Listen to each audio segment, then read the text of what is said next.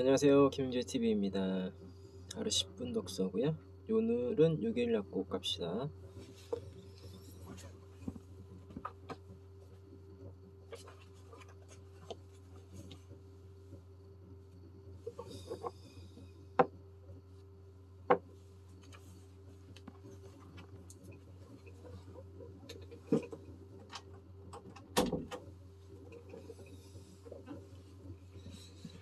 (83페이지부터) 읽겠습니다.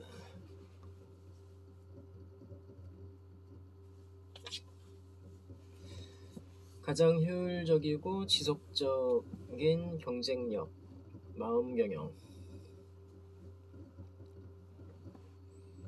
고객을 다시 찾게 하기 위해서는 먼저 고객의 마음을 알아야 한다. 그러기 위해서는 대화를 통해 상대방의 욕구를 정확히 탐색할 필요가 있다. 그리고 상대방의 성격, 마음, 경제적 능력, 교육 수준, 인간성,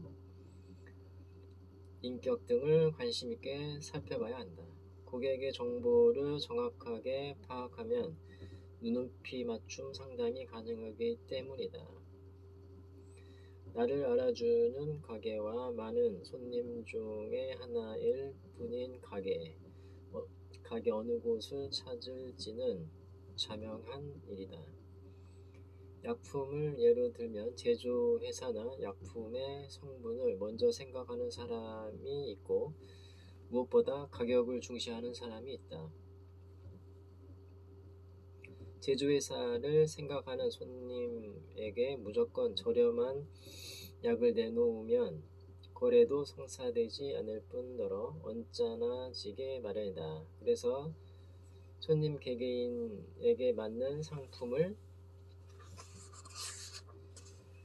설명하며 구매의 필요성을 제고하고 그들의 정보를 업그레이드 시켜줄 필요가 있다. 단순한 판매자가 아닌 고객에게 필요한 것을 전해주는 조언자, 상담자, 설명자, 안내자의 역할을 두루 해내야 한다.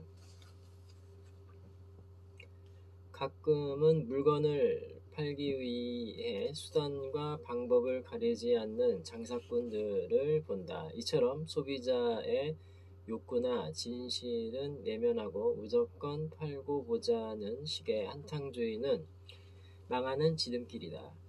깊이 생각하지 못하고 분위기에 휩쓸려 충동 구매한 물건은 후회를 낳기 때문이다. 이는 손님이 가게의 발길을 끊게 하는 가장 빠른 방법이기도 하다. 그런데 문제는 한 사람만의 불만으로 끝나지 않는다는 것에 있다.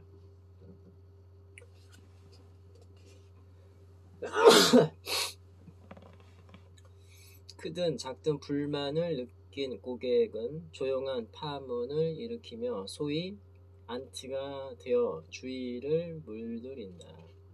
잠재적인 고객조차 감소시키는 것이다. 고객이 만족하면 최소 8명에게 그 사실을 얘기하지만 불만을 느끼면 최소 24명에게 그것을 토로한다는 조사도 있다.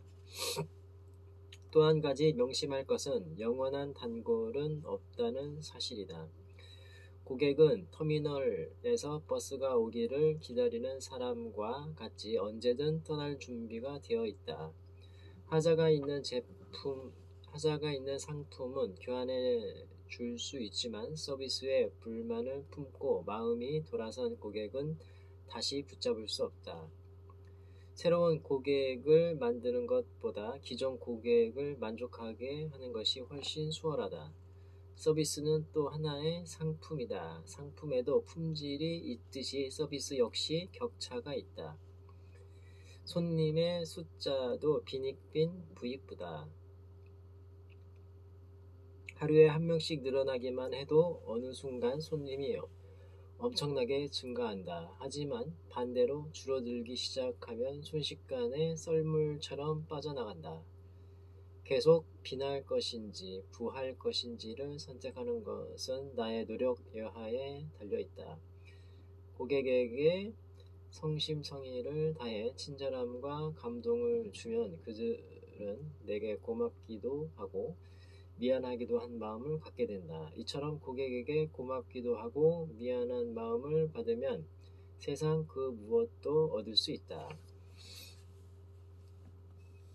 나는 손님의 뒷모습을 바라보면서 항상 세 가지 생각을 했다.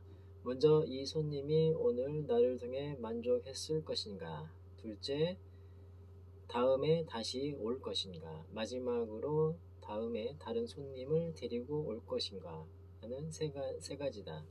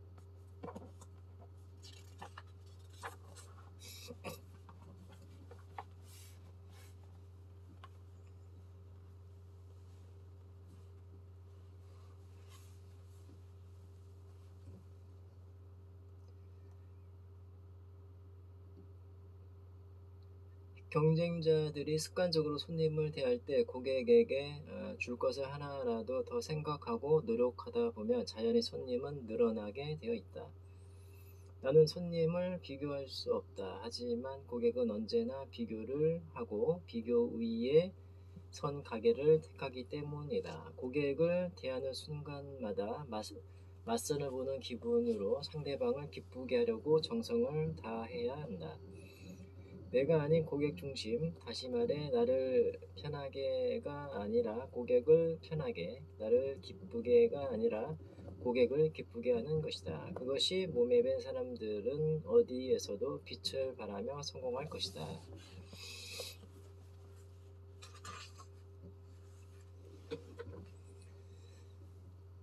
사람의 마음 방향. 나는 사업의 성공 여부가 사람의 마음 방향에 달려있다고 생각한다.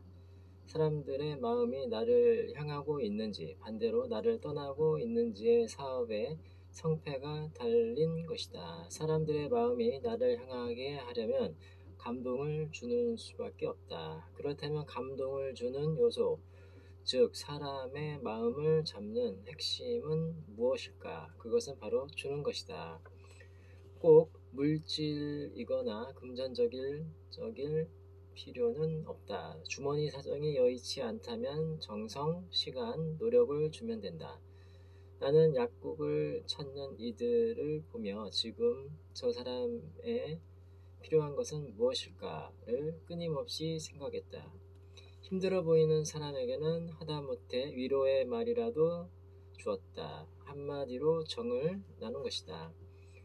무엇을 줄 수 있을까 생각하다 보면 아무리 어려운 상황에서도 나눌 것이 생긴다. 나는 손님들에게 기쁨을 주기 위해 노력했다.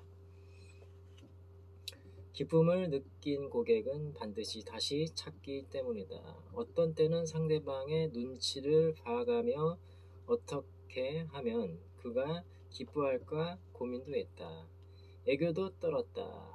적절한 칭찬거리를 찾아주는 것은 물론이요. 평소 그의 관심사, 성향, 가족 관계까지 세심하게 기억했다.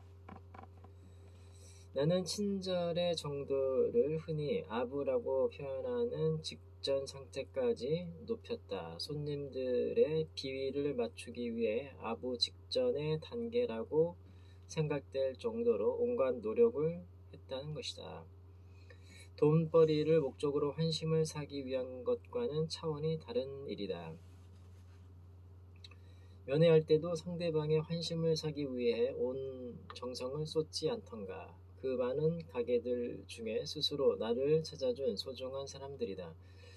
그들에게 잘 보이려 노력하는 것은 누가 천박한 상술이라 부르겠는가. 당시 마산에서는 증권회사가 하나밖에 없었는데 경제관념을 기르겠다는 생각으로 소액의 주식 투자를 하고 있었다. 당시 객장은 전광판으로 주식의 정보가 공개되는 시스템이 아니었다. 객장의 사내 방송을 통해 주식 정보가 공개되고 전화로 주문하는 열악한 환경이었다. 무엇보다 주식에 대한 사람들의 관심이 별로 없었을 때다. 그런데 어느 해인가 서울의 개인 투자가들이 주식으로 큰 재미를 봤다는 뉴스가 연일 보도되었다. 아니나 다를까 마산에서도 곧바로 주식 붐이 일기 시작했다. 하지만 주식을 하는 사람이 거의 없어 매수와 매도의 차이조차 모르는 사람들이 태반이었다. 그러나 그나마 주식을 한다는 약사에게 주식을 배우려는 사람들이 몰려 한때 약국은 객장을 방불케 하는 투자 열기로 뜨겁기도 했다. 동네가 변두리에 자리하고 있다 보니 아이들을 가르치는 학원이 없었다. 그래서 아이들이 책이나 문제집을 들고 약국을 찾는 일도 많았다. 초등학생부터 중학생, 고등학생까지 연령대도 다양했다. 특히 시험 기간이면 약국은 작은 학원이나 도서실 같았다. 나는 사람들의 이름을 외우는 것에 만족하지 않았다. 그들이 원하고 필요한 모든 것을 채워주고 싶었던 것이다. 우리는 흔히 give and take라는 말을 한다. 말 그대로 주고받는 것이다. 여기서 눈여겨볼 것은 바로 순서다. give 주다가 take 받다에 선행해야 한다. 사람들은 받은 만큼 주게 된다. 그게 인지상정이다. 그리고 베푸는 삶을 살다 보면 내가 나눈 것보다 훨씬 많은 것을 받게 되어 있다. 동네 사람들은 기회만 있으면 내게 감사한 마음을 전해왔다. 시중에서 진짜 참기름을 찾아보기 어려울 정도로 참기름이 귀한 시절이었다. 그런데 시골에서 직접 참깨를 가져와 방앗간에서 참기름을 짜는 날이면 약사 양반 이것 좀 무거워서 하며 놓고 갔다. 없던 식욕도 돌게 할 만큼 참기름 냄새는 고소했다. 떡도 귀한 시절이었다. 당시에는 오히려 빵이 대중적인 음식이었다. 떡은 집안에 큰일이 있을 때나 맛볼 수 있는 귀한 것이었다. 시골에서 좋은 쌀을 구해와 방앗간에서 떡을 하는 날이면 따끈따끈한 떡을 슬며시 건네주고 가는 분들도 많았다. 동네의 잔치 음식은 대부분 약국을 거쳐갈 정도였다. 오늘은 여기까지 읽겠습니다. 감사합니다.